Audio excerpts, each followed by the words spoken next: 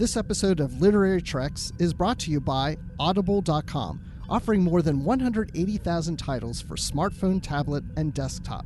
To get a free audiobook of your choice and to help Trek FM at the same time, visit audibletrial.com/trekfm. And also by Enterprise in Space, an international program of the nonprofit National Space Society. Find out how you can help science and education and become a virtual crew member aboard the NSS Enterprise Orbiter by visiting enterpriseinspace.org. And if you want to join the conversation and share your thoughts on this episode, join the Babel Conference, our listeners group on Facebook. Just type BABEL into the Facebook search field. We look forward to seeing you there. Hey everyone, I'm Rod Roddenberry, and you're listening to Trek FM.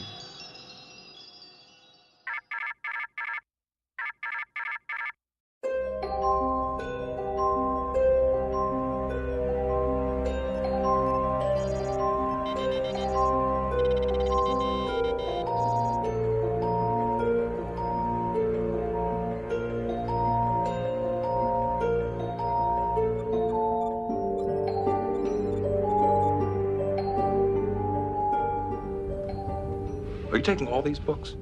I thought I'd take some light reading, in case I got bored. Welcome, everyone, to another episode of Literary Treks, your official Star Trek books and comics podcast here on Trek FM. I am Bruce Gibson, one of your hosts, and with me, as he always is, Mr. Dan Gunther. Hey, Mr. Dan Gunther. Yeah, I've gotten used to being called Mr. from teaching recently, and I still don't really like it. And I don't know. Mr. Gunther's my dad. I don't understand that. So that kind of bothers you when a student's like, Mr. Gunther, and you're like, that's not who I am. But you can't tell them to call you Dan, right? No, exactly. Actually, it's fun. Teaching in Korea, I was always Dan teacher, which I was like, oh, that's kind of cool. I like that. But yeah. Maybe you can tell your students to call you Dan teacher. It probably wouldn't fly here, no. Or Mr. Teacher. How about that? Mr. Teacher. I'll put up with Mr. Gunther for now. Well, in the American Southeast, there's a lot of, not to teachers, but to other adults, it's typically Mr. Dan, like be first name, So oh, yeah. Maybe they could call you Mr. Dan. Yeah, that wouldn't be so bad, I guess. Mr. Dan the man, right? Totally, yeah. I wonder how long I'd last in a classroom if I introduced myself as that. Or, you could always be Captain Gunther. Yeah, that's definitely not going to fly. Okay. I was just trying to tie it into Star Trek because that's what we're here to talk about is Star Trek, right? Oh, right. Star Trek, yes. Yes. Well, we always talk about Star Trek even when we're not on a podcast. Exactly. I mean, what else do we do in our lives? I can't think of anything else. Absolutely nothing. So that's why we like Star Trek, because we have nothing else to do. But no, let's go ahead to the news items. And one of the things I threw in here is the cover for Star Trek Discovery, Fear Itself. Yes, we talked about this on a previous episode, but the cover we were looking at that time was from the audiobook. And now we have the real cover to the book in front of us. And it's very similar to the audiobook cover with having Saru on the front cover. But instead of a white background, we actually have a background that is purplish blue with a planet in the background. It feels more in line with the previous two novels. And I don't remember if I said it on the show or not, but I didn't feel the white background fit in with the other two novels. But now seeing this one, it does. So I feel like the three novels together look well. Yeah, no, I do remember you saying that it didn't really flow together. And this one, like you say, it fits much more with the other two that we've gotten. And it's still kind of more of a purple background than blue, which I really did like from the first one. But now it's not just on a white, background behind it. It's got some other stuff going on. And a different publicity photo of Saru that they've used. He's not doing the Jedi mind trick hands. He's kind of doing a steepled index fingers look, which is pretty cool.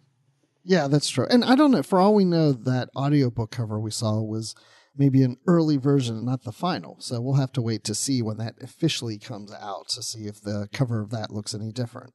Yeah, I heard that cover has kind of disappeared, apparently, from official places. I haven't checked that myself, but somebody was saying that. So yeah, that's probably true, because I think they'll probably keep the look consistent with the book cover. So, but anyway, this book is coming out June 5th of this year, and it's a novel by James Swallow. So look for Star Trek Discovery, Fear Itself, coming to a bookstore or an online digital ebook store near you. So let's go on to a comic review that we have. We have Star Trek New Visions number 21, and the title of this one is The Enemy of My Enemy.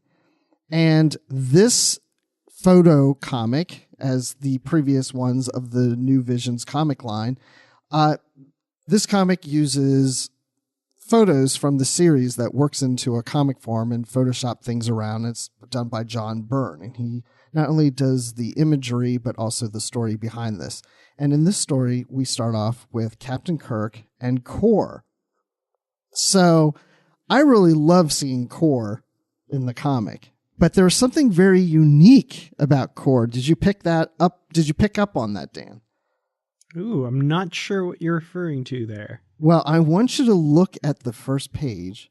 Okay. Because you'll notice it on a panel on the right that this is the Kor that we've seen from the original series, the actual photos, but they put slight ridges in his forehead. Huh. I don't know how I hadn't noticed that. Now I'm looking through at all the other panels, and yeah. Like at first I thought, oh no, his brow's just kind of furrowed. But yeah, no, every picture, yeah, he's got slight forehead ridges.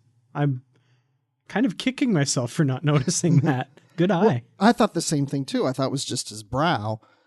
And then as I went through, I was like, I think that really is ridges. And and I started picking up on that. So I thought that was a little interesting. So now that you've seen that he's got some forehead ridges, and this is the Kor we have from the original series, does it work for you, or does it bother you that they would change his look slightly?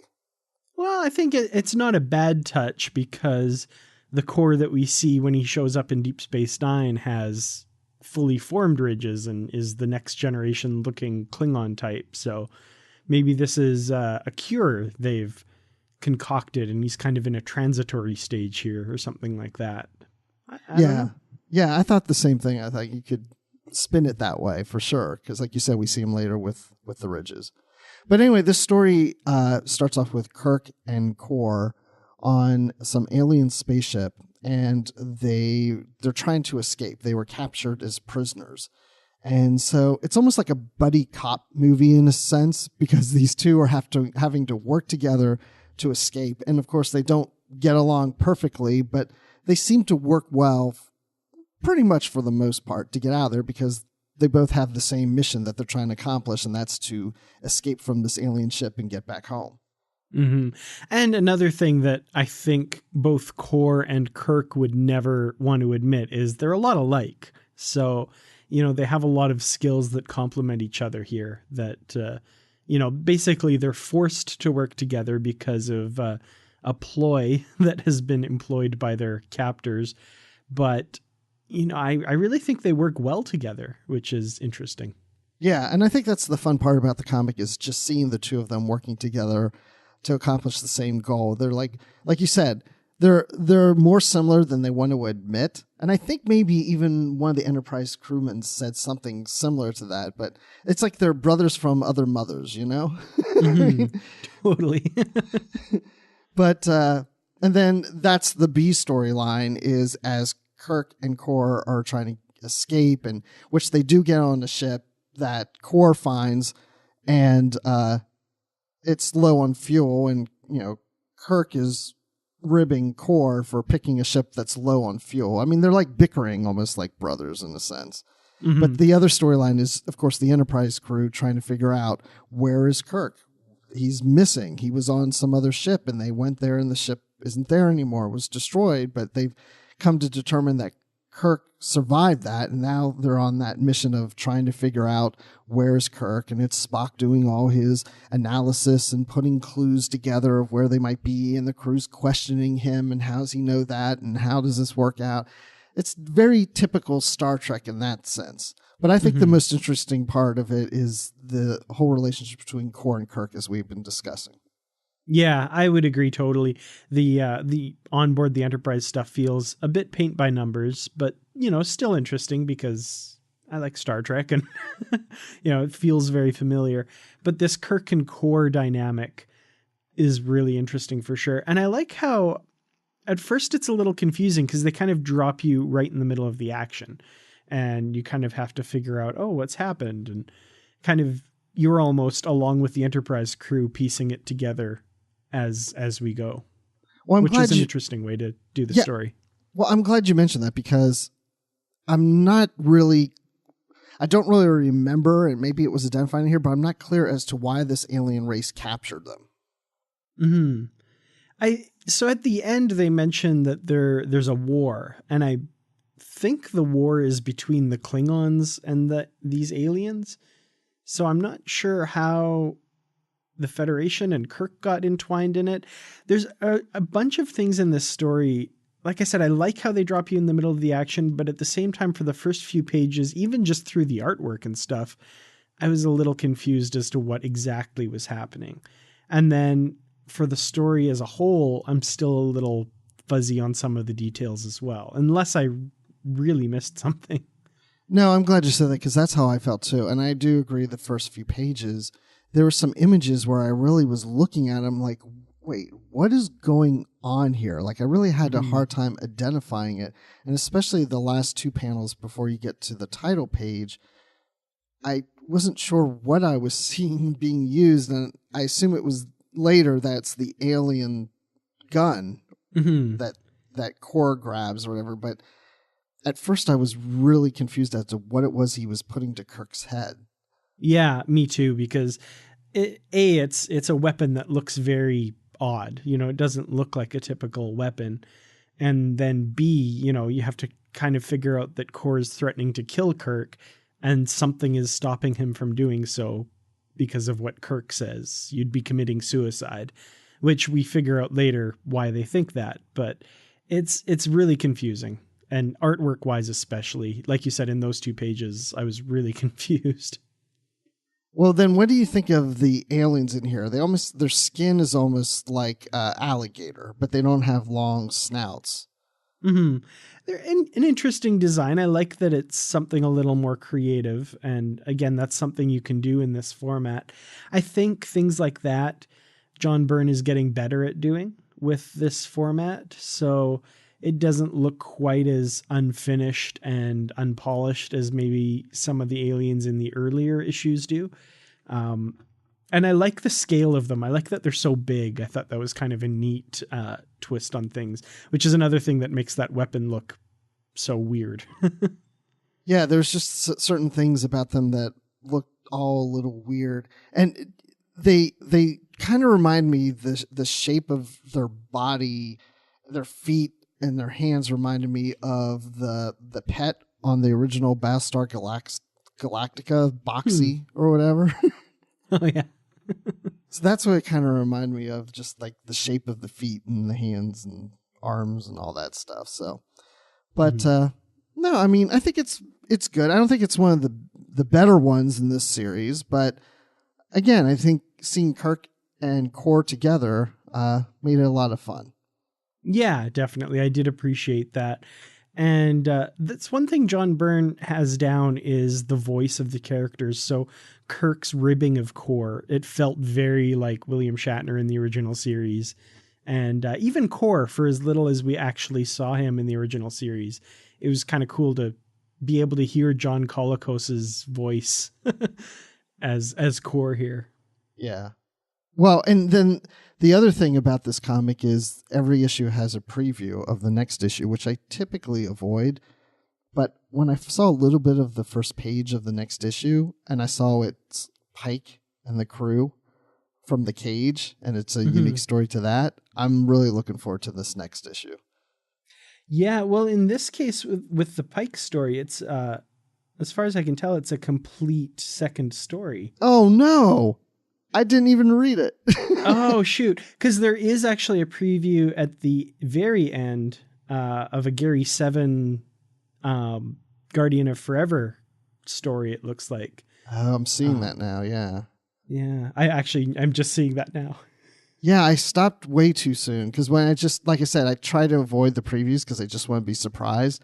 And so when I saw the next thing come up, I was like, oh, nope, not going to read it. It's a preview, but you're right. I'm looking through it now. It's like a short story. Mm-hmm. Well, that's part of our review then. I'm not going to say anything, Dan, but what did you think of that one? I actually, at first, the story's a little weird. So this guy shows up and he's right out of an H.G. Wells novel. And you're kind of wondering, what the heck is up with this guy? What's going on? And I was kind of rolling my eyes to start with, like, okay, like, what is this going to be about? But by the end, I actually really enjoyed this story. And I'm not going to give it away, especially for you, Bruce, because I think you should read this. It's a good one. But it's an unexpected ending. And the very last, I have to shout out on the very last page, there's a little bit with Scotty that is just really, really cool with regards to his character and what ultimately happens to him in Star Trek. It's kind of a nice little tie into that. So, oh, that's awesome. Yeah. So I recommend the second story. I think I liked it more than the first part, which I actually really liked as well. So, well, why don't you go ahead and do the rest of the show? I'm going to go and read this story now.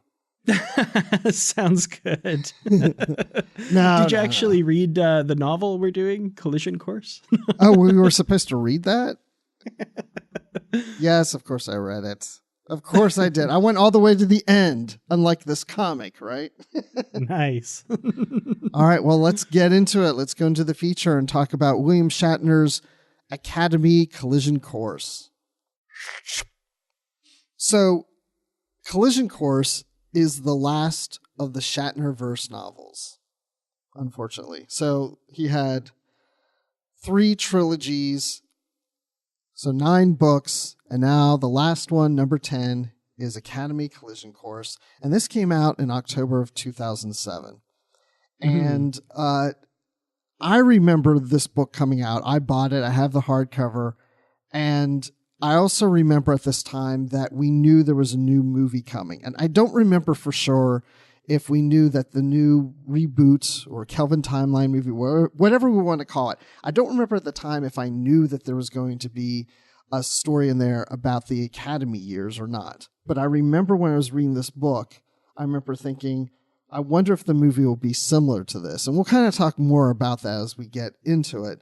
But I just think it was interesting how this story takes place in the Academy, knowing that we were getting a movie that was going to look at the early years of Kirk and Spock, even to the point that there's a statement at the beginning of this book that says, quote, "The plot, storylines, and historical narrative presented in Star Trek Academy Collision Course constitute an imaginative work deriving solely from the author's unique personal vision." Mm-hmm. And that does not appear in any other Shatnerverse book. No, which is funny because on the face of it, if you take that sentence and replace the title of the book with any Star Trek novel or any episode of Star Trek ever written, it would be just as true. Like, it's funny that, basically it's stating that this is an imaginative work and it's based on the writer's unique vision. Well, yeah, like anything ever written. So it's kind of funny they felt the need to like separate it out somehow, but I don't know. It's funny. Yeah, and at the time I remember seeing that thinking, oh yeah, they're trying to distance themselves from the movie and say like, this isn't connected to the movie, this is different, the movie that's coming out in 2 years or such. But this isn't the first time they've done something like this. It wasn't this same statement, but back in I guess the late 80s, early 90s, there were some novels that they did this in, and I specifically remember it in Vendetta by Peter David. Oh, yeah. And we that would be an interesting episode actually to delve into the reasons for that and the whole kind of vendetta, I guess, that certain segments in Paramount and one office in particular had against some of the novel writers and one novel writer in particular. But that's a whole nother story. But yeah, I think that's where that stemmed from. Yes, absolutely. Yeah. So this reminded me of back then when that was going on. So, but yeah, you're right. I mean, it's, in other words, it's not canon, right? There's that C word, which we'll talk about again later. Yep. Unfortunately, that word is going to come up again. So now this book starts off in the Academy years, but Kirk is not a member of Starfleet Academy, and nor is Spock. And just be upfront and tell you, McCoy is not even in this book. So we've got, and really none of the other Enterprise crew members. We're just talking about Kirk and Spock in this novel. Mm-hmm. And again, no spoilers right now, but we'll kind of alert everybody to spoilers the further we get in case you haven't read the book. But so Kirk is not in Starfleet Academy. As a matter of fact, he hates Starfleet Academy. He does not like Starfleet at all.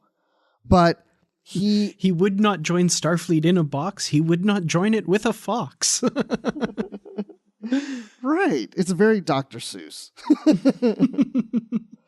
So he's running from the Starfleet Academy security officers because he stole a Starfleet car.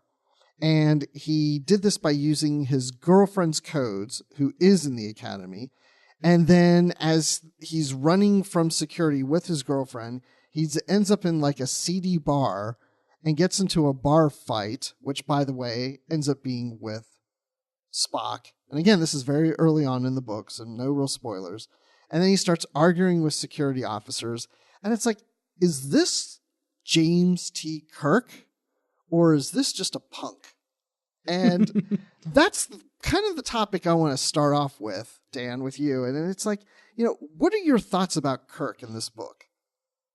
Yeah, I had kind of some of the same questions to start with.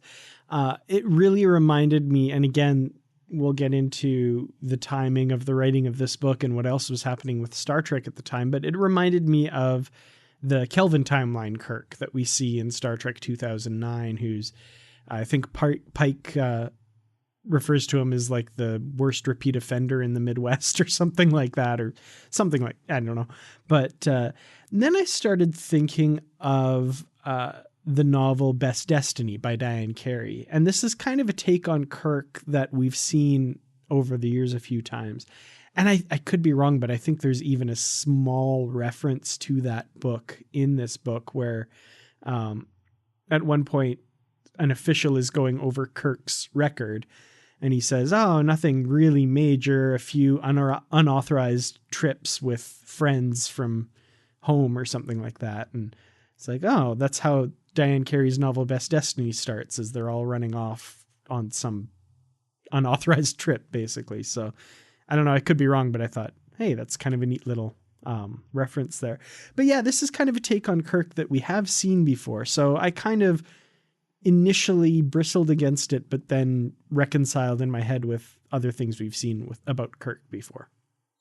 And this is your first time reading this one, right? Yeah, that's right. Yeah, this is the first time I've ever read it. Okay. So obviously, because I mentioned earlier that I read it when it came out, so this is my second time. And I remember the first time I read it, it didn't bother me as much as it bothered me now. I'm not saying it was a huge issue for me or anything, but it felt a little off to me. Like, I just thought they made him a little too arrogant, a little too wild. Like, I wasn't sure if this really felt like Kirk to me. But you're right. Yeah. I mean, it ties in well with Best Destiny.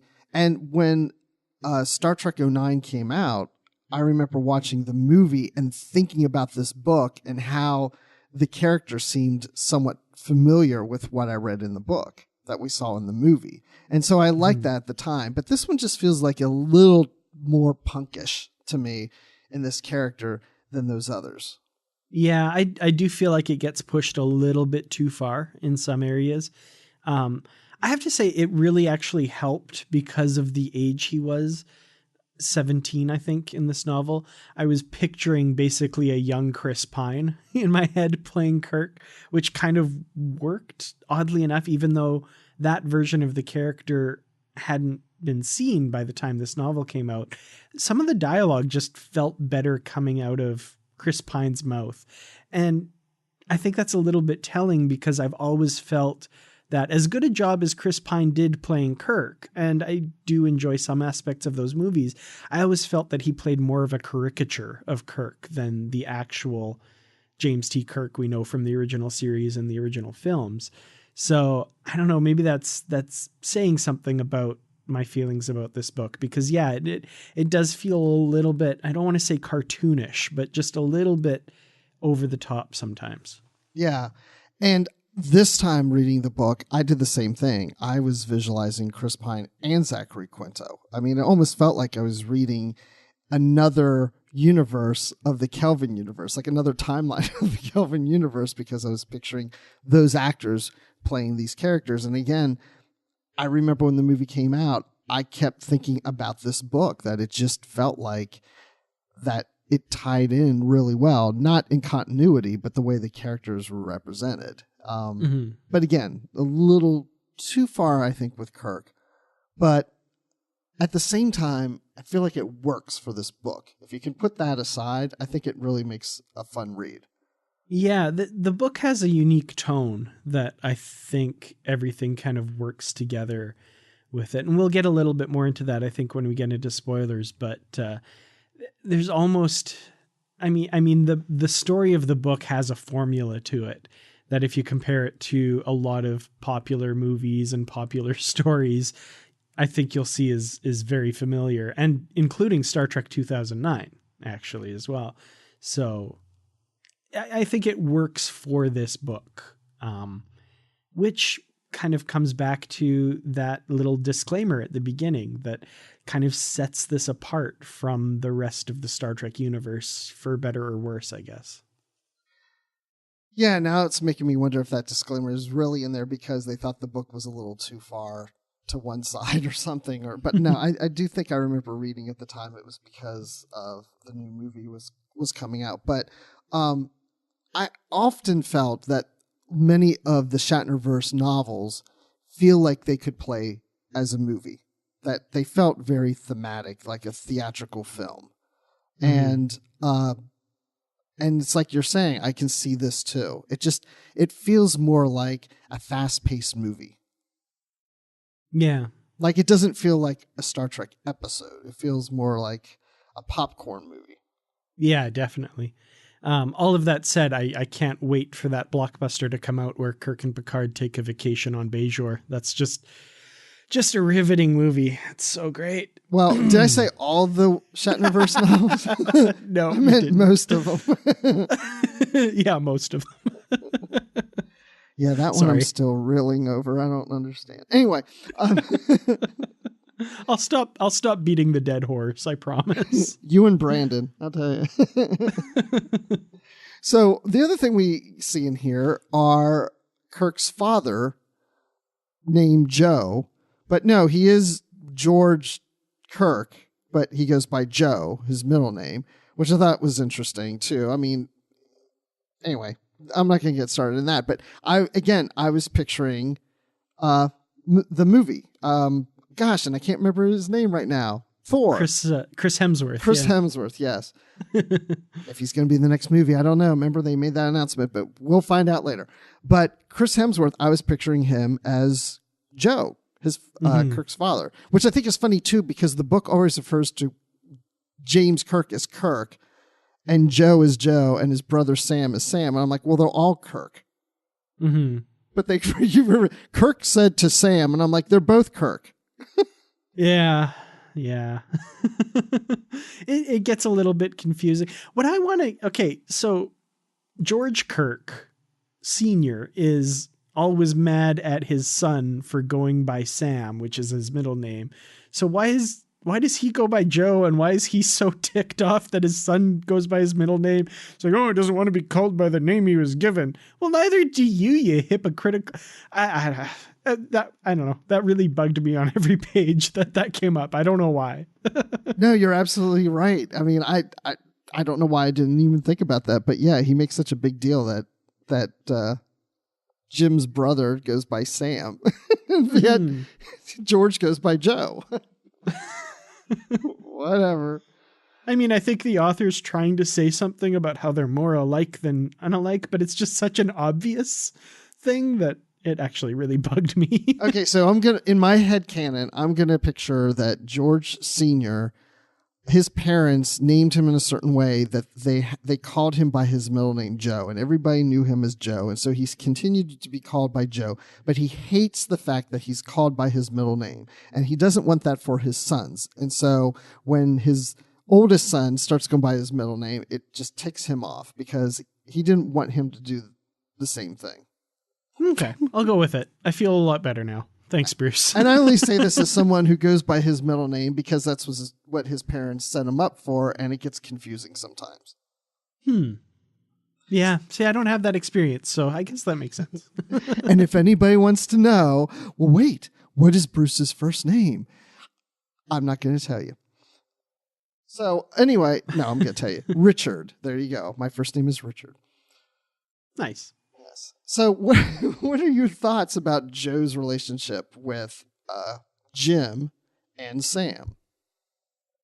Well, it was a part of the book that I thought rang really true because, you know, maybe some of the actions and some of the situations are a little over the top for the characters that we know, but at the same time, I really appreciated that kind of family relationship, and especially when we get into the novel a little more, we find out things more from Joe Senior's perspective, where, you know, it feels like he's losing his kids and he feels really powerless, and he does everything he can. And then especially when they compare Jim Kirk's mindset as a younger kid to where he is now, you see that kind of pain that Joe is experiencing, seeing these changes in his son and the reasons those changes come about, which we'll get into later as well.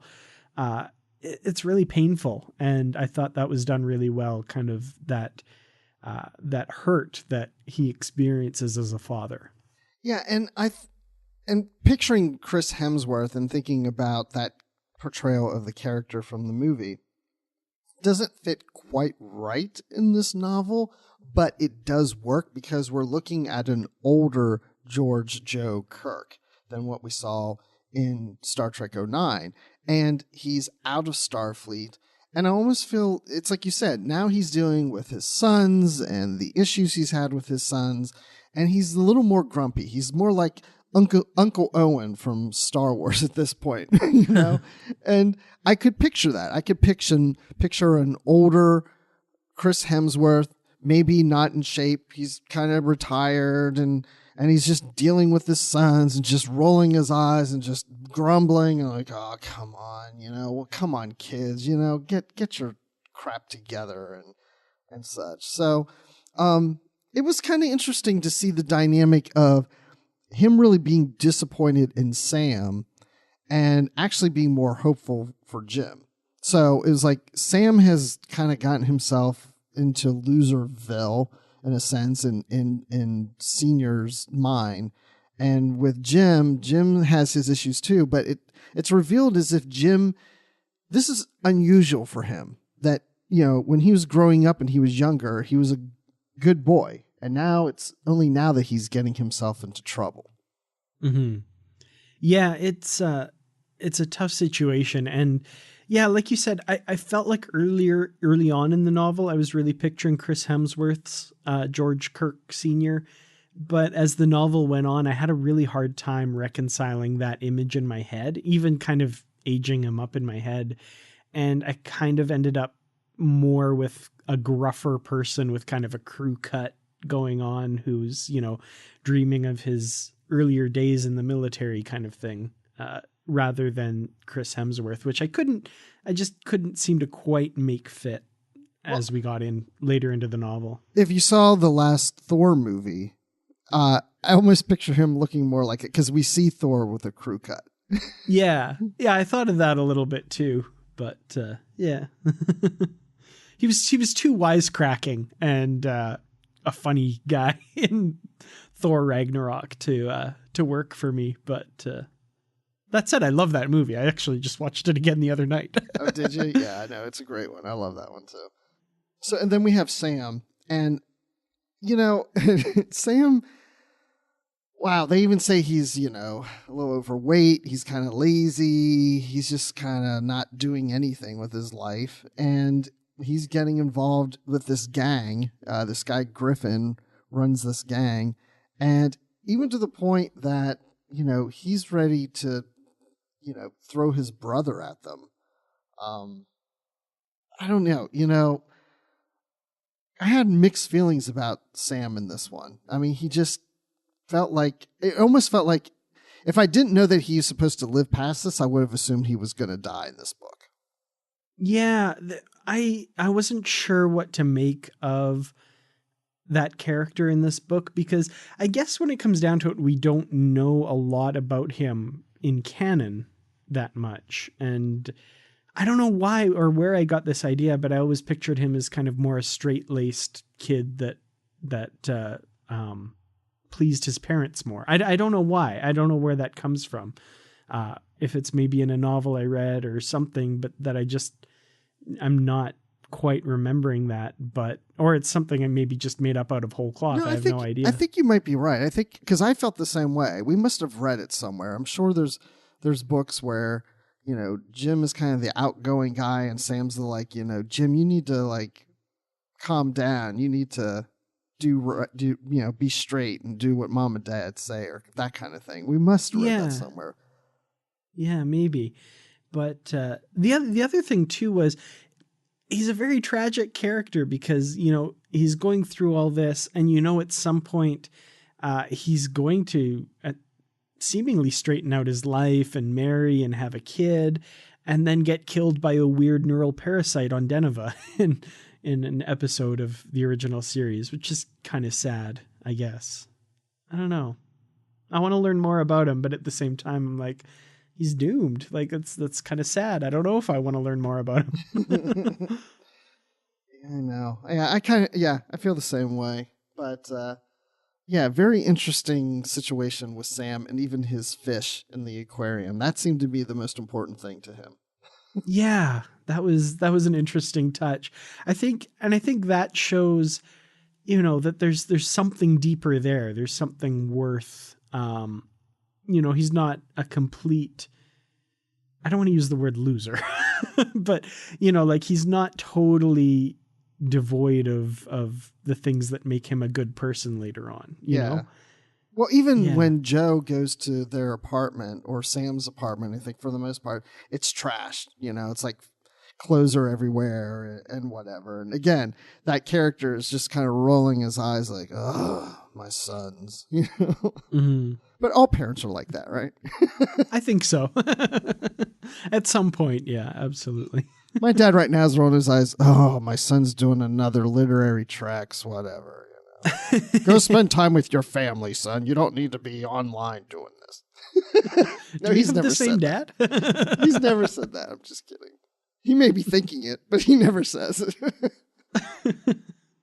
Well, let's talk about Kirk's other brother, and that's Spock. And as I mentioned earlier, Spock is not a member of Starfleet Academy. As a matter of fact, he's on Earth with his parents, and it sounded like they live in some Vulcan commune or something, right? Mm-hmm. Well, that's one thing I noticed. This novel takes a lot from Enterprise because of when it was written. So there's a lot of little ties back to Enterprise. And in Enterprise, they mention the Vulcan compound quite a bit in San Francisco. So I thought they were kind of taking off from that because they call it the Vulcan compound a few times. Mm. So I think that's kind of what they were trying to reference there. And when I say they, I mean, so we've got William Shatner, who's the big, huge name on the cover, but on the cover also with Judith and Garfield Reeves-Stevens. And I think that's where a lot of these more nuanced touches, shall we say, come from. Right. Yeah, it's not like William Shatner is like, hey, let's pull this from Enterprise because I've seen every episode. Exactly. Yeah.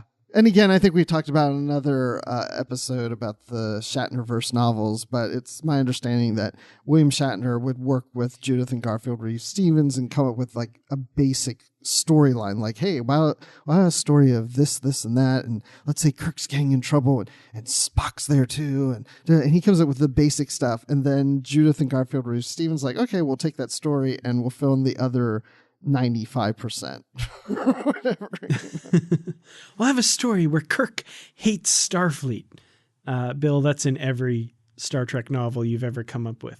Yeah, but he's young and he hates Starfleet. Yes, but that doesn't make sense. Really, we'll make it make sense. Really hates Starfleet.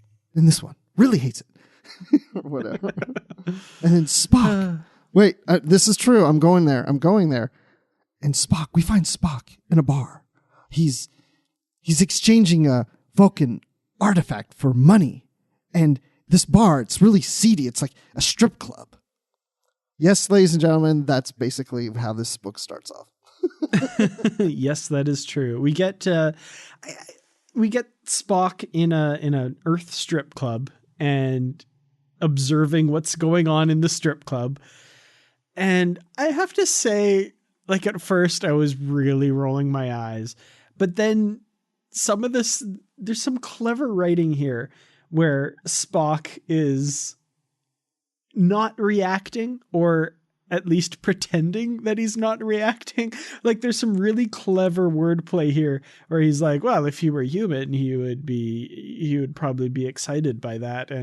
But you know, his heart would be racing, but that certainly wasn't the case now because he's a Vulcan and very controlled. And then, like, it's very obvious that he keeps noticing things and is kind of like his getting a little flushed and his heart's racing. And he's like, oh, it must be the excitement of what's happening with this deal or something, which I thought was pretty funny.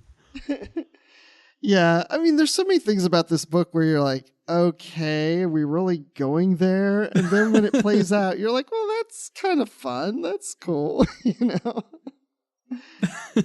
I don't know. But, and also while they're in the, you know, that's where they run into each other, Kirk and Spock. Kirk's trying to avoid these security officers looking for him, and Spock walks by, and Kirk decides to get into a bar fight with Spock to distract them from seeing his girlfriend, Elisa, getting out of the bar. Which is also another really funny bit because we see that fight from Kirk's perspective, and we know that it's Spock that he's picked to have a fight with, and he winds up and, you know, socks him on the jaw, and Spock's like, why did you do that? And Kirk's like, why isn't this guy getting riled up? Like, I'm trying to create a scene here. And Spock's like, your actions are most illogical. It's great. Like, I do really enjoy that scene. I thought that was a lot of fun. Yeah, I did too. It is fun. And we also get Sarek and Amanda in this book. And we're also explained why Spock chooses Starfleet Academy over the Vulcan Science Academy.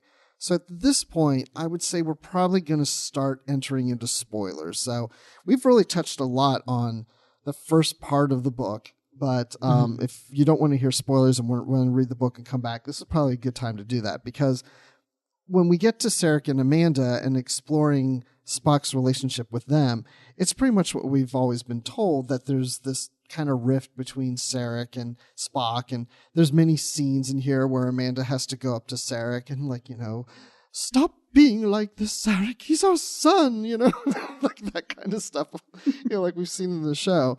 But at the same time, Spock and Kirk get into trouble from all these shenanigans that they're doing. They're in trouble with Starfleet Academy and the law. And part of their punishment is, well, we can throw you in New Zealand, in a New Zealand penal colony, or we're looking for students who kind of think, you know, outside the box, like the two of you are doing. And even though you're doing wrong, it's that kind of mindset that we need in Starfleet to kind of go beyond the rules and think outside the box. So, either go to the penal colony or join Starfleet Academy. Mm-hmm. And also there's kind of a man behind the mirror. Like there's a guy kind of influencing things and pulling strings, and he's part of the Starfleet.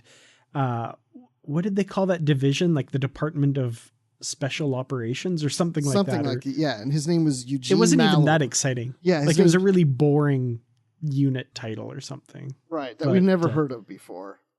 Yeah. Which made me think certain things that, Section 31 maybe. See, but I didn't think that, but yeah. But yeah. the guy's name is Eugene Mallory.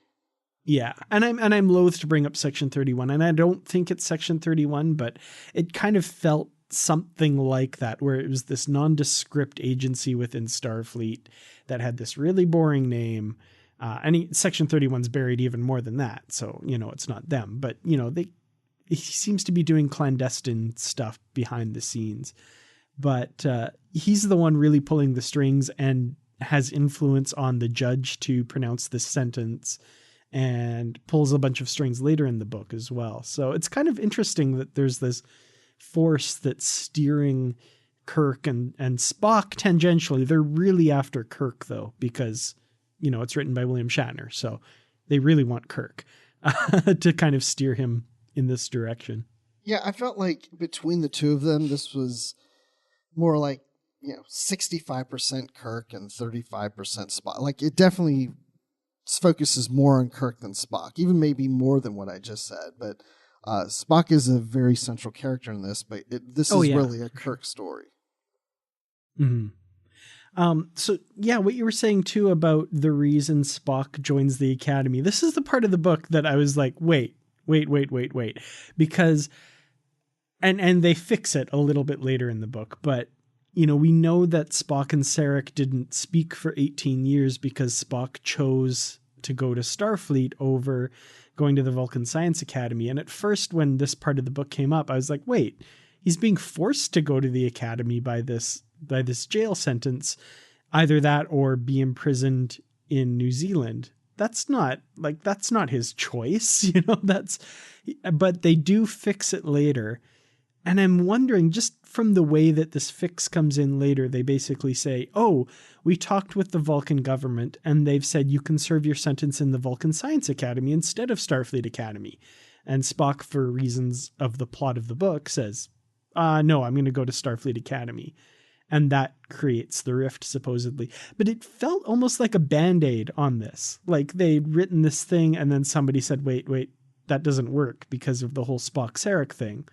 And they're like, oh crap, we need a quick fix to that. I don't know that that's the case, but it felt like a really just shoehorned in part of the book. I don't know. That's the way it felt to me. It did. It felt very much like you said. I mean, we're told that he's kind of forced to go into the Academy. And so it's like, well, wait, he didn't choose to be there. And as I kept reconciling that in my head, thinking, well, maybe Sarek always said you chose that because he chose his actions that led him there. But I thought that still kind of felt like a stretch. But then that part came that you're talking about where it's like, oh, well, now you do have a choice. And he chooses, of course, the opposite direction that Sarek wants. And it just seemed kind of like we need to correct this to what really is supposed to happen. But, Judith and Garfield Reeves-Stevens, they know Star Trek inside and out. So I can't imagine. I mean, I would think that they probably knew they were going in that direction. I would assume, yeah. And that's the one thing that makes me say, it just felt that way. And I don't think that would necessarily be the case because those two are just so well versed in Trek lore. And, especially having been on the writing staff of Star Trek Enterprise and written amazing episodes that fit so well into the canon and stuff, that I'm like, they wouldn't have messed up on that, I don't think. But it just felt like the situation that Spock was maneuvered into didn't feel like how he joined Starfleet from what we know of Star Trek canon, if that makes sense. Right. Yeah, I agree with you on that. And, and Spock is also, I was a little concerned for his character in this too, because unlike Kirk, where we can accept that Kirk is kind of a bad boy in this, Spock at first comes across that way because he is doing something in a bar and exchanging a Vulcan artifact for money. And it's like, that doesn't sound very Vulcan. That doesn't sound like Spock. But then we come to find out that he's basically solving a mystery of missing artifacts from this Vulcan, I don't know, it wasn't a museum, but whatever at that, what was that? I mean, I don't remember where those artifacts were. Yeah, I think they were in the Vulcan consulate or something like that. Yeah. But yeah, like on display or something. I'm not sure. And then we find out that what was being stolen weren't the real artifacts, and then the real artifacts weren't even the real artifacts. That those were also fakes. That there were all these fake artifacts, and and it was assumed that Sarek was stealing them. There was a whole little storyline going on about that, and that didn't really interest me all that much. Yeah, and it got very convoluted. So it turns out that the criminals who were paying for the artifacts knew that they were fakes, and they were actually after the technology inside the artifacts that gave a false sensor reading to show that they weren't fakes.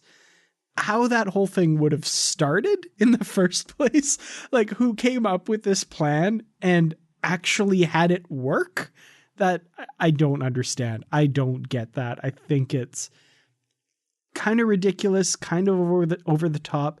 And everything that Spock's doing, even when you find out that it's to uncover this ring, it's not logical. Like, it doesn't, there's no starting point to that whole thing that makes sense that would have set this all in motion. If that, I don't know. I can't figure it. I can't think it making any kind of regular sense anyway. Yeah, because it's like Griffin's gang is doing this because this technology can disguise something to make sensors think it's real. And so if they do that to a ship, they can disguise their ship to make Starfleet think that it's a Starfleet shuttlecraft or something like that. Right. Yeah. Yeah. But like, just think about that. So they're like, okay, we need this technology that can make something look like something it's not. So let's pretend to some Vulcans that we're interested in buying some artifacts. Like, how does that lead to... and then to know that the Vulcans would say, oh, okay, and then go along with it and put that, like, it just... my brain starts to hurt when I think about how that actually would have played out. I know. Sometimes on this show, I read a book and then we get on here and as we start talking through the book, I start to realize that I actually like the book better than I thought now that we're digging into it. This is the opposite. Oh no. Like, I like the book and I still do, but the more we talk through it, the less I'm liking it. I still like it better than the one we talked about earlier. What was the one on Bajor? What was the name of that one? Was that Captain's Peril? Peril. That's the one, yeah. Yeah. Anyway, so we have yet again another story. I don't know what's been this past year, 9 months or whatever. We keep getting books where we end up on Tarsus IV. And, yeah, it's another prequel, sequel, whatever, to Conscious of the King. And we're back with dealing with Kodos and all that. But now what we learn from this is that this gang that we were just talking about, they're stealing these artifacts and such, and are, even Sam is willing to sacrifice his brother with this gang and all these things. Griffin and Kirk's best friend Matthew, who are all part of this gang now, were on Tarsus IV and were employed by Kodos to find Kirk and these children to kill them. And I mean, this, a lot of this book in a lot of ways is fun, but when we get to the Tarsus IV scenes, it's very disturbing. Yeah, there is a lot of darkness in this book. The one thing that I appreciated from that aspect of the story is, that it gave a good reason for why Kirk is the way he is. And when you really think about what he witnessed, and they expand on it a lot more here than we got in the original episode, obviously, because we don't get much in the original episode, just that there was this Kodos the Executioner, and he executed 4,000 colonists, half of the population, and Kirk is able to identify him. He's one of 9 people who can identify this man. And here we really get into the thick of it. We see him on the planet working to protect a bunch of kids, something that, like you said, it's very dark. He fails at, and it's something that has scarred him. And it would in his very young life to see something like that. This really reminded me of, at one point when I was living in Korea, we visited Cambodia, and we learned all about the killing fields there and the Khmer Rouge when they took power and instituted their revolution, and basically took like the part of the population that were the professionals and the educated people and systematically started killing them. And it's horrific, the stories that you hear from there. And it's the worst, the absolute worst of humanity, of the things that people are capable of. And reading this part of the book, that's where my mind flashed back to immediately, was hearing all those stories. So it was written in such a way that it's very realistic and it's very disturbing. And there are stories in Cambodia of, how children were killed and how that was done and stuff. And it's chilling. And that's something that really happened. So, this part of the book, it was very, like you said, it's very disturbing for sure. I'm glad that this book was on our list when it was, because we're just coming off of reading Star Trek Discovery Drastic Measures that talks about Tarsus IV, and it's more from the perspective Lorca and Giorgio, and we get a little bit of Kirk in this, but this seems like, this is more of the Kirk story behind that. And even though the two books, aren't a perfect fit together, this kind of plays like, for me, as another storyline to what we had read in Drastic Measures. And it's like, and even in the autobiography of James T. Kirk,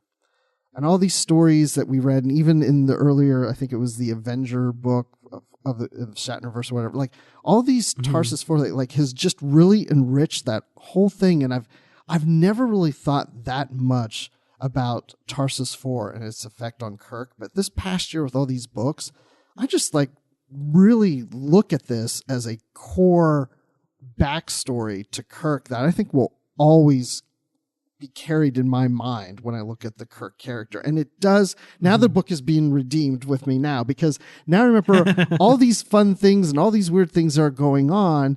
The actions to a lot of this is because of what Kirk went through. Because like you said, he was 14 years old.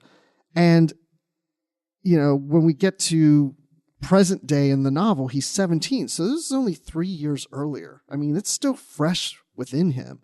And and then his friends who were there, who went on the bad side of things, are now in this gang. And I mean, the actions of this event not only affected him, but these other guys. And if anything, the guy, Griffin and Matthew, went one direction, and Kirk, even though he's kind of being rebellious and a bad boy, he's still a good guy. I mean, they keep saying throughout the novel, he's a good kid. And even Mallory even says he recognizes that Kirk is a good guy. He's just doing things for whatever reason. And honestly, he's doing what he's doing to help protect his girlfriend. He's not just out there to, he's not mad at adults and mad at Starfleet and I'm going to do this and I'm going to do that because of the blah, blah, blah. He's really just trying to prove to his girlfriend and to himself that Starfleet isn't perfect, and he's trying to protect her because they may think she did something wrong when she didn't. Somebody else used her codes. But at the same time, we find out that Kirk's dislike for Starfleet is because they didn't answer the call to Tarsus IV in a timely manner, which led to the tragedies that happened. So now we understand his hatred for them. Yeah, totally. And like I said, I really appreciate that, because it is a very good motivation for that character. And it is like, it makes sense that this event that we hear just a tiny bit about in the original series. What we do hear of it, though, it makes sense that it would be this huge formative event in Kirk's life. And especially even that episode, The Conscience of the King, Kirk is the Hamlet character in that story. And it's because of this event and what he went through that leads to his indecision in what to do, just like Hamlet in Hamlet. And, so for that one episode, because of the nature of the original series, that one episode, it was this huge event in Kirk's life. And then we never hear about it in another episode, but that's just because of the nature of television at the time. It was, 1 hour stories. And once they were done, they were done. And it was very unlikely that anybody would ever go back to see that episode again. So it wouldn't make sense to refer back to it because, they'd never heard of DVD box sets. Yeah, and then Kirk starts to appreciate Starfleet and starts to recognize that we just keep repeating ourselves in history, and we need to move beyond repeating those mistakes from past histories, and we need to break that cycle. And he realizes that Starfleet is the thing that can break that cycle. And I just thought that was brilliant there. I love that piece of it. That tells you why Kirk is as edgy as he is and can push the rules, but at the same time respect Starfleet because it's the thing that's going to break history, and that's what he's trying to do. Break the rules, break history. Mm-hmm. Yeah, and I love, that feels very Roddenberry-esque to me, that distilling it down to that Starfleet is the organization that realized we need to break this cycle and move forward. And that's cool. That's the Roddenberry philosophy right there. I love that. Yes, me too. So I know one of the things you wanted to talk about was also how this fits in to Star Trek canon. Mm-hmm. And this is something we've talked a little bit about throughout the other topics, but yeah, it was the one thing that popped into my mind, of course, was what we talked about earlier with Spock and his decision to join Starfleet Academy, and how this just didn't seem to fit with the idea of how I saw that going down. But I think the novel does enough to kind of build it back up to where it is his choice. He is given the choice directly. You can serve out this sentence in the Vulcan Science Academy, which is where you were going to go anyway, and where Sarek wants you to go anyway, or you can do it at Starfleet Academy. And Spock really ticks off Sarek by saying, "Nope, I'm staying here on Earth and going to Starfleet Academy." And Kirk as well.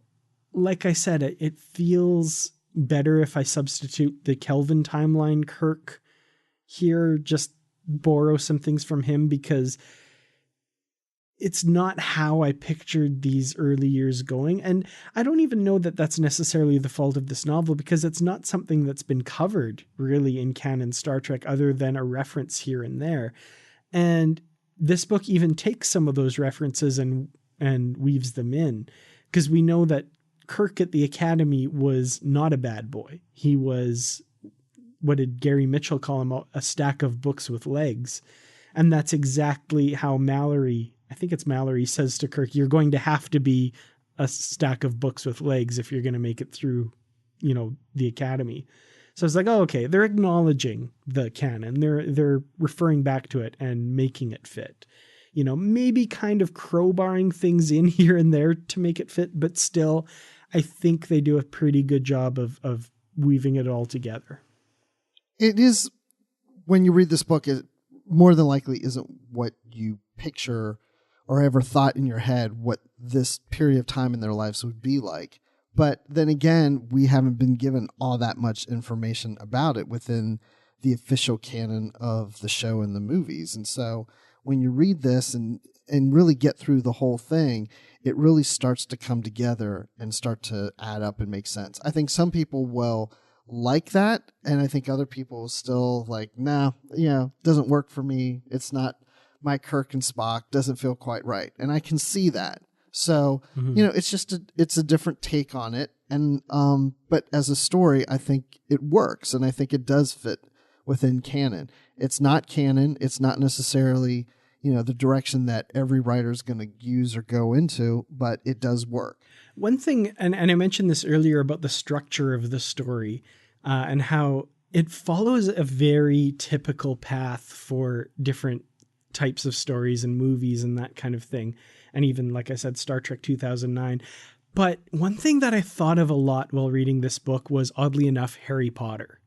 Because, Kirk's going eventually to this elite school, but there's forces behind it that are kind of molding him and pushing him in a certain direction. And like at the start of Harry Potter, we got Dumbledore and McGonagall, and Harry's the chosen one, and he has all this stuff going on. And it seems like while he's at Hogwarts, Harry Potter is breaking the rules and all this stuff, but at the same time, he's got Dumbledore kind of watching over him and guiding him along and pushing him in certain ways to, find the Mirror of Erised and defend the Philosopher's Stone, or the Sorcerer's Stone if you're in the US, and, all that kind of stuff. And this really felt to me almost like, Star Trek Hogwarts Academy, because Kirk's got this, Mallory guy kind of pulling the strings and making things happen to propel Kirk to where he needs to be to foil this theft ring and the general and his troops that stem from the Tarsus IV incident and stuff. So I thought that was really interesting. And the more we went, I was like, okay, who's Spock? I guess he's kind of Ron and Hermione jammed together a little bit. I don't know, but it doesn't fit perfectly, but that's oddly enough where my mind went through this story. That is so awesome. I like what you said there. And that's going to play a lot into my final thoughts of this book. So I'm going to refer back to that because that plays very well into what I was going to say at the end of this whole thing. I'm not about Harry Potter, but it works well with that. But now, excellent. This book is the last of Shatnerverse. Unfortunately. I mean, that can't be the case, right? Because I looked at the last page of this book and it said Midshipman Kirk will return in Star Trek Academy trial run, right? It does say that at the end of the book, but apparently that's not happening because this book came out 11 years ago and I don't think they're going to write that. You're kidding. I've been waiting this whole time. I just thought there was some kind of delay, but wow. No, I'm just kidding. Obviously I know. Yeah, it's not coming. So, yeah, that's interesting. Yeah. And again, as I recall back then, and it's just, this is in my mind, my memory. I don't remember where I read it, where I heard it. I don't know if it's official or whatever, but I just vaguely remember there was something about with the new movie coming from J.J. Abrams, they were going to touch the Academy years, and therefore they weren't going to do any more books. That's why they put the disclaimer at the beginning. I remember reading this the first time and seeing at the end and going, oh yeah, but I think I heard there's not going to be another book. But at the same time, I would think they'd have Shatner under contract to say that. So even if they were like, okay, we still have Shatner under contract and Judith and Garfield Reeve-Stevens, maybe we don't touch another Academy year, maybe we do another book. And why that didn't happen, that takes place in a different time period, I don't know. I mean, because we haven't even resolved what happened with Kirk in the 24th century. Mm-hmm. I bet you what happened, I mean, this is just all guesswork on my part, but for example, those 4 J.J. Abrams Kelvin Timeline novels that were canceled, they did still have to pay the writers the contracted price for those books. So I bet you they did have to pay Shatner and the Reeve-Stevenses. That would be my guess, if they in fact were under contract for that book. So it might have been a bit of a costly thing. I also wonder with the Kelvin timeline, and obviously that feeding into why the story didn't continue, we also got the Starfleet Academy young adult books that came shortly thereafter, set in the Kelvin timeline. I wonder if that kind of, they knew that those were on the horizon as well. And we're like, oh, this will get very confusing if we have 2 Academy book lines at the same time too. Yeah, I bet you're right on that. Yeah, it definitely has, I think, everything to do with the movie coming out that they steered away from Academy. So, yeah, well, I guess we're not going to get that. So, but I will say that in in some respects, I'm kind of glad we didn't get another one because I like the way this book ends. It establishes the direction that Kirk and Spock are going in, and the very last chapter is them parting ways. They're, Kirk is, they say goodbye to each other and, hey, maybe I'll see you around someday. And Kirk walks one way and Spock walks the other. And it kind of leaves you with the impression like they may not see each other again until they're reunited on the Enterprise. Mm-hmm. Yeah. And I feel like any story that would have come after this would be a very stereotypical, we've got to contrive a situation where these two are back together. And even though we know from later on that Kirk is this straight-laced student who is a walking book with legs, and that's how he's got to get through this, we've got to contrive some situation where he has to, break orders and do something crazy again. And because I don't think a trilogy of books of him just going to classes and being a studious individual and doing all his homework and being the model student would necessarily be the most compelling books. So I feel like they'd have to, contrive all these things and do things that would probably be unrealistic in order to create more stories.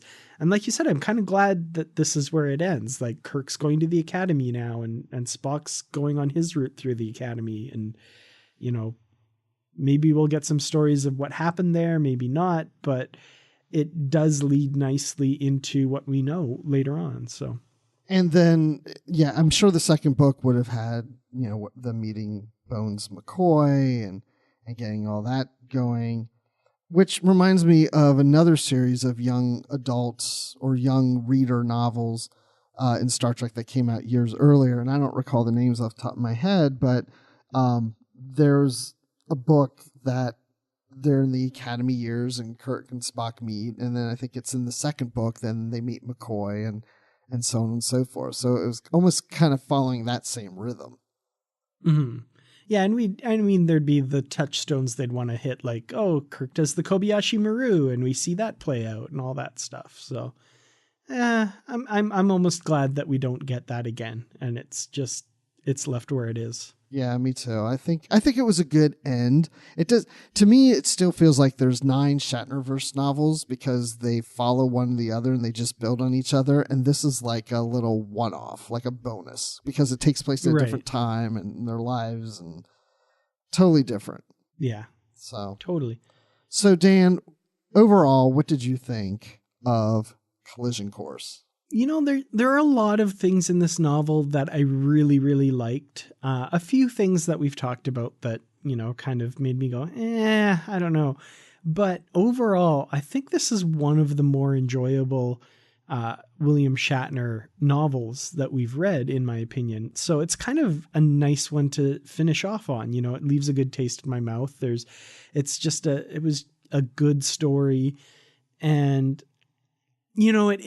it's unfortunate one way in how it ends that we get Kirk still with a lot of that teenage angst because of his inability to contact his father and his family and his brother and stuff to kind of tell them what's happening. And we get the feeling that that's going to be something that they work with in the later books that never came. But, putting that aside, I think it's a really nice place to end the story. And I would have to give this one, I'm going to say 4 fake Starfleet shuttlecrafts. Interesting. Out of 5. Out of 5, of course.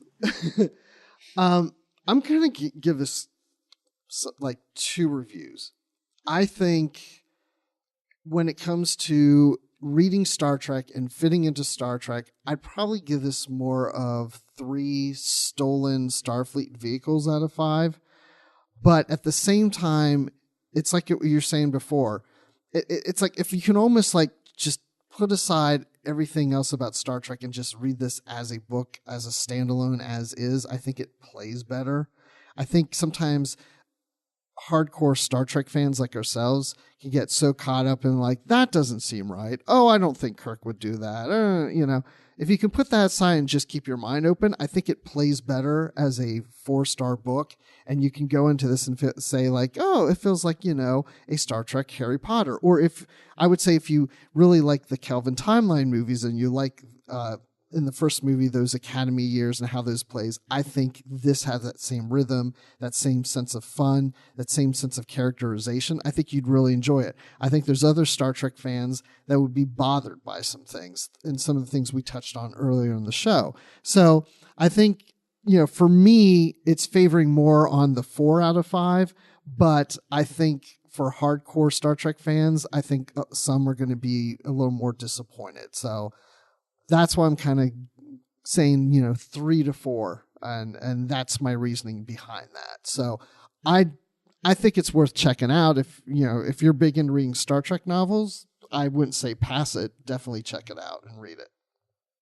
Yeah, that's a really fair review. I really like that because, yeah, I had mixed feelings. And I ended up falling on the 4 out of 5 side, but you're absolutely right about the issues that I think some fans will certainly have with that novel. And I think it kind of makes up for it when you get towards the end. So if you do start to read it, try not to give up on it. So that's it for the William Shatner novels. You know, I have to say it's kind of bittersweet. These are novels that I'd only ever read one of, and now we've gone through all 10 of the William Shatner with Judith and Garfield Reeves Stevens Star Trek novels. And I never thought I'd say this, but I'm kind of sad to see it end just a little bit. I am too. I think I'd like to revisit this again. Not these novels, but I wish they would revisit the Shatnerverse and maybe do something else in the 24th century that we see maybe Kirk's end from, you know, or what happens to Joseph. And I don't know. I'd kind of like to know a little bit more about how that plays out. But yeah, I've enjoyed most of the books. I mean, for the most part, I've enjoyed them all. And, you know, you wouldn't think that William Shatner would write Star Trek novels, but it makes sense that he has somebody like Judith and Garfield Reeves Stevens behind him, who, of course, you know, wrote many popular Star Trek novels. So I think the blend of the two make really fun read. Yeah, agreed totally. But you know what? It's not just Shatnerverse novels that we're talking about here today. We're discussing other things here on the network. So here's a quick look at some of the other things you may find that you have missed elsewhere on Trek FM. Previously on Trek.fm, Earl Grey. And he's talking about how difficult it was and that he tried to do everything he could to stop what they were doing and not to kill all of those people, but he couldn't do it. And he just breaks down and he cries, and it's just like this really pivotal moment where the whole facade that you've seen for Picard for over 3 years is kind of stripped away, and you're seeing at his very essence who he is, that he's not infallible, that he has all these difficulties. To the journey!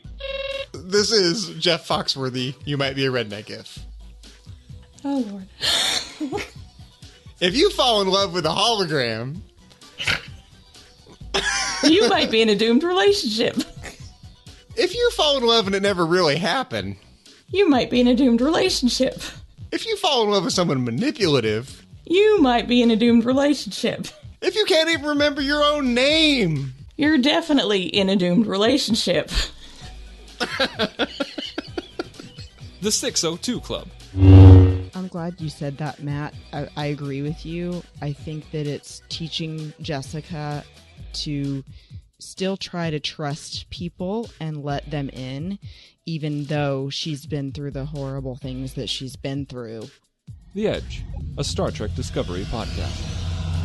Also, and this might be me reading way too much into this, but I feel like because Tilly ends up being so instrumental in what happens later in the Mirror Universe, part of me when I was reading this wondered if in the back of my mind, Stamets is like, I need to have one person, and Lork is like, oh, I want to make my own... Oh, Tilly, that's who you want. Yeah, okay, sure. And that's what else is happening on Trek.fm. Check out all these shows and join the conversation about your favorite corner of the Star Trek universe and beyond, and you'll find us wherever you get your podcasts. If Apple is where you get your podcasts, be sure to hit the subscribe button in Apple Podcasts on iPhone, iPad, or Apple TV, or the desktop iTunes app to get the latest episodes as soon as they're published. And if you have the time, we'd really appreciate it if you'd leave us a star rating and written review. We'd love to hear what you think about the show. And also that helps us be found in searches on Apple Podcasts. If you're not an Apple user, we've got you covered as well. You can find all of our shows on Google Play Music, Stitcher, TuneIn, Spreaker, SoundCloud, Windows Phone, in most third-party apps, on YouTube, and you can stream and download the MP3 file from our website or grab the RSS link there as well. And we encourage you to become a member of Patreon. And by doing that, you can help the shows come out each and every week by being a patron. And you can do that by going to patreon.com/TrekFM. That's patreon.com/TrekFM to get all the details. And the perks include access to episodes, meaning early access to those episodes, and the producer credits and exclusive content and all these other things by being a special patron of our network and being able to access our website, Patron Zone. It requires a great deal of money to produce, host, and distribute these shows each month, and we really appreciate any support you can give us and hope you'll join the team. And again, you'll find all the details at patreon.com/TrekFM. Do you have any thoughts on today's show, such as how Kirk and Spock were portrayed, or how Spock might actually act if he were in a human strip club? Well, there are many ways for you to do that. The best place to join in the larger conversation is the Babel Conference, but keep it PG. That's our listeners group on Facebook. Just type Babel, that's Babel, into the search field on Facebook, and it should come right up. If you'd like to send us an email, you can use the form on our website at trek.fm/contact. Choose to send to a show and select Literary Treks, and that'll come right to me and Bruce. You can also find the network on Twitter, that's at TrekFM, and on Facebook at facebook.com/TrekFM. Now, do you ever get to a point where you're listening to these shows and you're like, oh, I wish I would have known that they were going to review Academy Collision Course. I would have read it before the show came out. Well, there's a way you can find out everything that we're reading on upcoming shows, and that's by joining our Goodreads group. If you go to goodreads.com and go and search for the group Literary Treks, you can join the group. We'll let you write in, and then you can see not only what books are coming up on the show, but what books we read on past shows. And then you see the group discussing these things and such. And you don't have to participate in the discussions. You can just read them or go ahead and chime in. So go to goodreads.com and search for Literary Treks, and we'll let you join the group. And we'd like to thank Norman C. Lau, Ken Tripp, Greg Rosier, Brandon Shea Mottola, Justin Ozer, and Jeffrey Harlan for their support of the Trek FM network and for being associate producers for Literary Treks as well. And Dan, when you're not trying to sell an artifact in a strip club, where can people find you? Well, if I'm ever doing that, I'll be sure to have location services turned off, even though I'll have my phone on me. And you can find me on Twitter at Kertrats. That's Kertrats.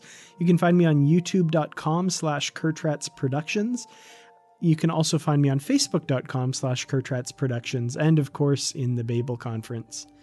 Now, Bruce, when you're not designing an override to help you steal that shiny new Starfleet staff car, where can we find you? I did that using your codes, Dan, just so you know. Oh, dang it. You can find me on Twitter at Admiral_Rex, and you can find me talking Star Wars on the Star Wars Report podcast. And of course, you can find that wherever you get your podcasts. And of course, I'm always in the Babel Conference. So, well, thanks everyone for listening. And until next time, live long and read on. What do you call that, light reading? To each his own, number one.